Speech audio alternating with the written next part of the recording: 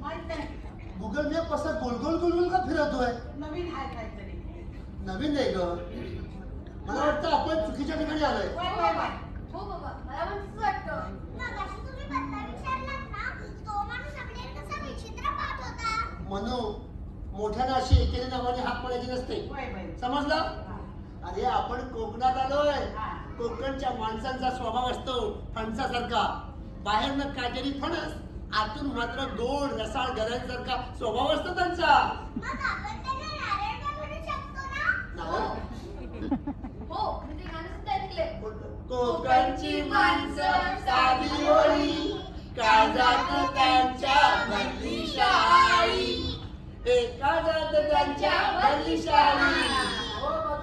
कुठे येते? कुठे येते? पत्ता विचारा, पत्ता विचारा.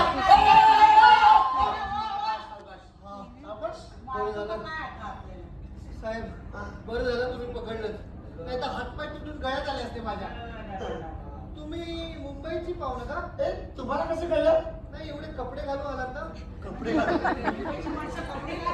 हो, तसं नाही, नवीन नवीन कपडे घालून आलात. अच्छा अच्छा अच्छा, तुम्ही याच गावात दिसताय. हो, तुम्हाला कसं कळलं? सायकलला ब्रेक नाही ना? काय?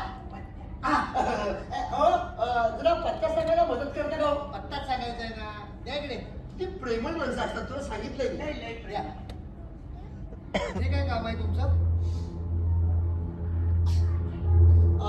ते मुंबईचे भोतकर आहेत ना, ती प्रॉपर्टी त्यांची आहे. ती प्रॉपर्टी आम्ही विकत घेतोय. तुम्ही ओळखत का त्यांना? हो, चांगलाच ओळखतो त्यांना. चांगली ओळखतात ती, ओळख मोठी असणार. तुमचा व्यवहार झालाय का? आमच्या बाबांनी त्याला 5,000 रुपये दिले. 5,000 रुपये दिले. मी आहे ना जिवंत? मध्ये मध्ये बोललं पाहिजे का? आजी सांग ना, समजावून कशी बोलते बघ ना. हल्लीची पोरं ऐकत नाही. दादा, तुम्ही पत्ता सांगायला मदत करता का? हो, त्याला बाजूला वा. पत्ता विचारते. ऐका तरी दादा. त्याने जरा ऐका. अहो, थोडंसं काम आहे.